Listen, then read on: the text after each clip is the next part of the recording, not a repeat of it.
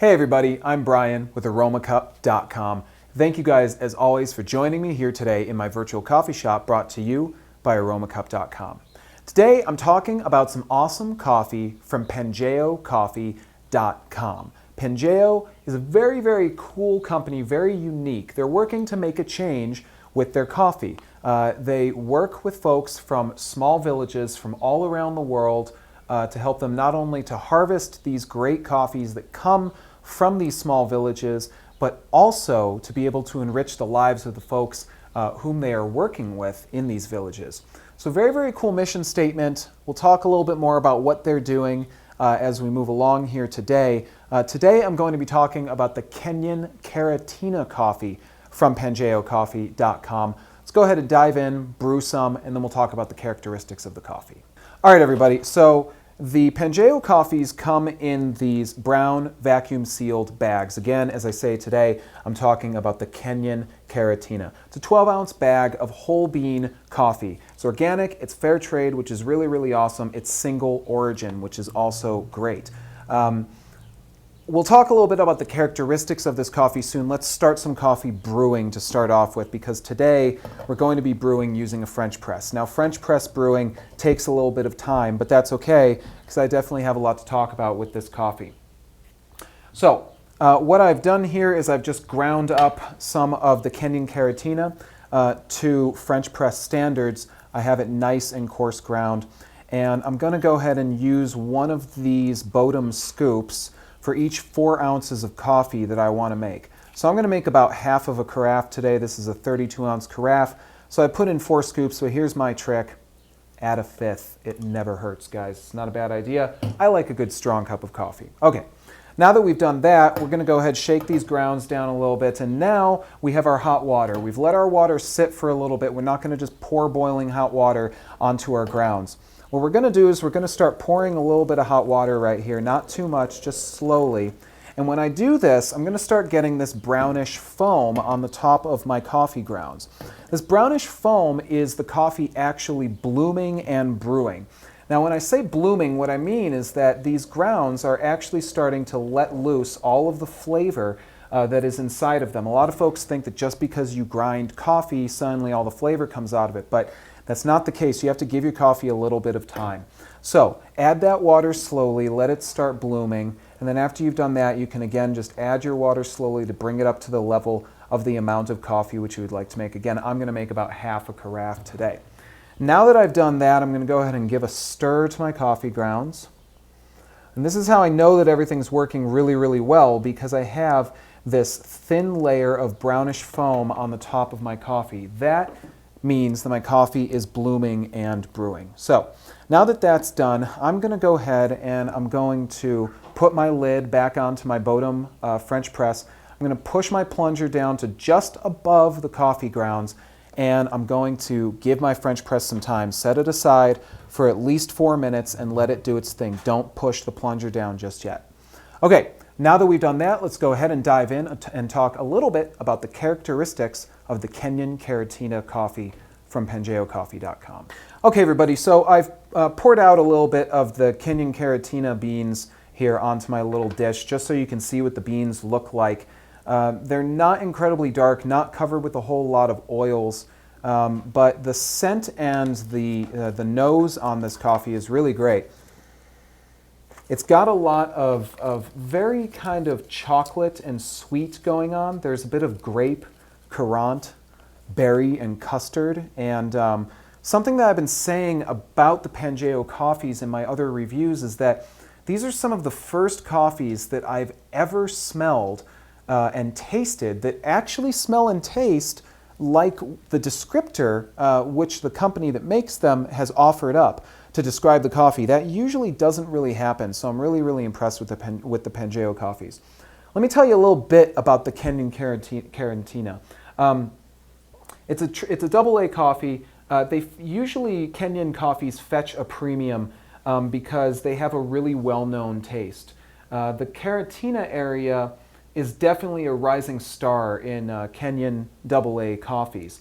Keratina, it's nestled into the western slope of lush Mount Kenya, and it's on the way north to those needy villages that folks from Pangeo Coffee serve in the northern Kenyan plains. So again, talking about their mission statement and what it is that they do.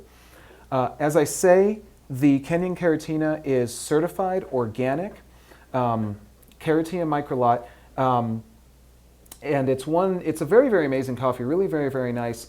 It has a little bit of a higher surcharge as a result because it's not necessarily a little more rare, but as I say, it's just very, very well known around the world. As I say, there's definitely a taste here of sweet, a little bit of grape, a little bit of currant, berry, custard, kind of dark berry going on here. The character itself, it's very bright, it's very complex. It has this really kind of smooth finish. I've liked this one a whole lot when I've drunk it. And definitely, as I say, a lot of folks really, really like Kenyan coffees. They're extremely popular. Now, just north of Karatina, the staff of Pangeo Coffee are giving ongoing development help to the villages of Gambela, Olanagle, Shambani, and Bluzea Dima.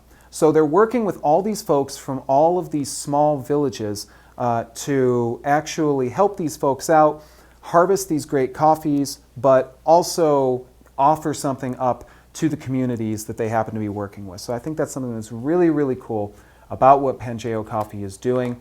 And there's a little bit of overview for you guys just so you know a little bit about what these coffees kind of taste and smell like. Of course, I'm going to go ahead and drink a little bit in just a moment here. So let's go ahead and check in on our French press, which should be ready in just a moment. All right, everybody. So my Bodum French press has had 4 minutes of time to brew now. That's really, really important. Remember, give your coffee time to bloom, time to brew, time for the flavor to really, really come out from it. Now that it is all done, I'm going to go ahead and just slowly press the plunger down on my French press. Take your time when you're doing this. That's important, guys, because again, you don't want to force French press too much. So just take your time, press it down. And now that I've pressed this plunger down, I've stopped the brewing process. My coffee is ready to go. So let's go ahead and pour a cup.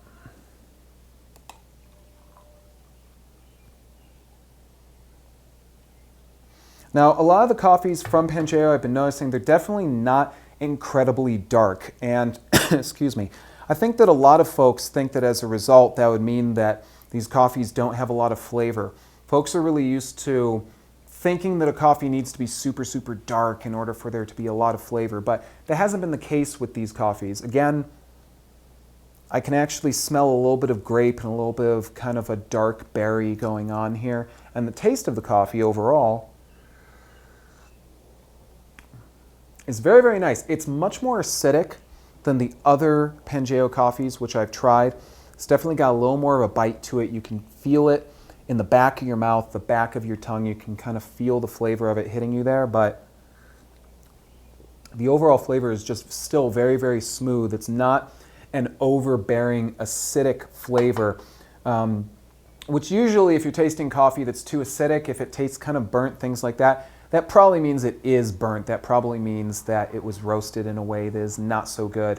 And so that's one of the ways that I know that Pangeo is making a really, really great bag of beans here because, again, I'm not tasting those burnt undertones. I'm not tasting nothing but kind of, bad lemony, kind of citrusy flavor that just makes me want to do nothing but add a bunch of cream to it. So I can say without a doubt that I'm really, really liking coffees from Pangeo Coffee. Again, I also really, really like their mission statement, what they are doing to help these folks out in these small villages who grow these coffee beans and working to create a change with coffee. Very, very cool mission statement. So please, guys, check them out at pangeocoffee.com. We'll have a link, of course, in the description for our video.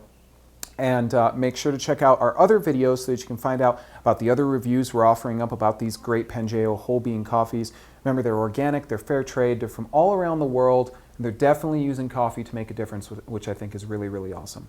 As always, guys, I'm Brian with Aromacup.com. Thank you so much for joining me. Please join us on Aromacup.com. Talk coffee with us. Check out our other reviews. And find out more and more about coffee because that's what we do best here at Aromacup.com is talk about coffee. As always, guys, thank you for joining me and enjoy your cup, and I'll see you next time. Take care.